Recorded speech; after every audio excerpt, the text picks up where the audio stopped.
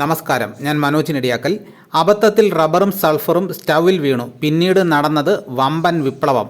പ്രകൃതിദത്ത റബ്ബറിൽ സൾഫറോ മറ്റ് രാസവസ്തുക്കളോ ചേർത്ത് ചൂടാക്കി അതിനെ കൂടുതൽ ഈട് നിൽക്കുന്നതും താപപ്രതിരോധ ശേഷിയും കാഠിന്യവുമുള്ള വസ്തുവാക്കി മാറ്റുന്ന രാസപ്രക്രിയയാണ് വൾക്കനൈസേഷൻ. ഈ സാങ്കേതിക വിദ്യ റബ്ബറിൻ്റെ ഗുണമേന്മ വൻതോതിൽ കൂട്ടി.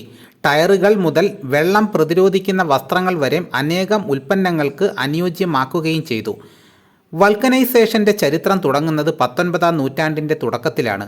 അമേരിക്കൻ ഗവേഷകൻ ചാൾസ് ഗുഡിയർ, ബ്രിട്ടീഷ് ശാസ്ത്രജ്ഞൻ തോമസ് ഹാൻകോക്ക് എന്നിവരുമായി ഇത് ബന്ധപ്പെട്ടിരിക്കുന്നു. 1839-ൽ റബ്ബറും സൾഫറും ചേർന്ന മിശ്രിതം ചൂടുള്ള സ്റ്റൗവിലേക്ക് അബദ്ധത്തിൽ വീണപ്പോൾ റബ്ബർ ഉരുകുന്നതിന് പകരം ഉറയ്ക്കുന്നത് ഗുഡിയറിൻ്റെ ശ്രദ്ധയിൽപ്പെട്ടു. ഈ യാദൃച്ഛിക കണ്ടെത്തൽ ഒരു വഴിത്തിരിവായി. തുടർന്ന് വർഷങ്ങളോളം ഈ പ്രക്രിയ മെച്ചപ്പെടുത്തുന്നതിനായി അദ്ദേഹം പ്രവർത്തിക്കുകയും 1844-ൽ അമേരിക്കയിൽ പേറ്റന്റ് നേടുകയും ചെയ്തു.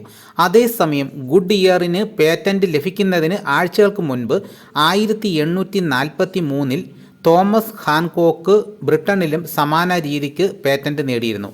ഹാൻകോക്കിൻ്റെ കണ്ടെത്തലിന് ഗുഡിയറിൻ്റെ പ്രവർത്തനങ്ങൾ പ്രചോദനമായോ എന്നതിനെക്കുറിച്ച് ചില തർക്കങ്ങൾ നിലവിലുണ്ട്. വൾക്കനൈസേഷന് മുൻപ് റബ്ബറിന് കാര്യമായ പരിമിതികൾ ഉണ്ടായിരുന്നു. വേനൽ ചൂടിൽ ഇത് മൃദുവായി ഒട്ടും. മഞ്ഞുകാലത്ത് പൊട്ടിപ്പോകുന്ന സ്ഥിതിയുമുണ്ടായിരുന്നു. ഇത് റബ്ബറിൻ്റെ ഉപയോഗ സാധ്യത കുറച്ച കാര്യങ്ങളാണ്.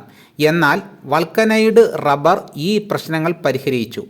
ഏത് കാലാവസ്ഥയിലും ഇലാസ്തികതയും സ്ഥിരതയും നിലനിർത്താൻ കഴിവുള്ള ഈ പുതിയ ഉൽപ്പന്നം ഈട് നിൽക്കുന്ന ടയറുകൾ, റബ്ബർ ബൂട്ടുകൾ, ഹോസുകൾ തുടങ്ങി അനേകം നിത്യോപയോഗ സാധനങ്ങളുടെ നിർമ്മാണത്തിന് വഴിയൊരുക്കി. 19-20 നൂറ്റാണ്ടുകളിലെ വ്യാവസായിക വളർച്ചയ്ക്ക് ശക്തി നൽകി.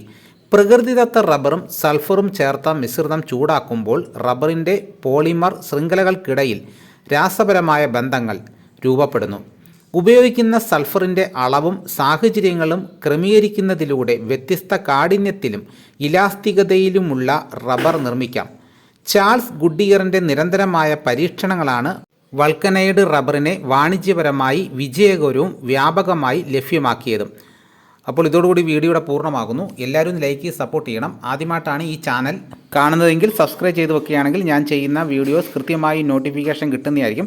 സബ്സ്ക്രൈബ് ചെയ്തതിന് ശേഷം ആ ബെൽ ബട്ടനും കൂടി ക്ലിക്ക് ചെയ്ത് ഓൾ എന്നുള്ള ഓപ്ഷൻ തിരഞ്ഞെടുക്കണം. അപ്പോൾ മറ്റൊരു വീഡിയോ ആയിട്ട് ഉടനെ എത്താം. എല്ലാവർക്കും എൻ്റെ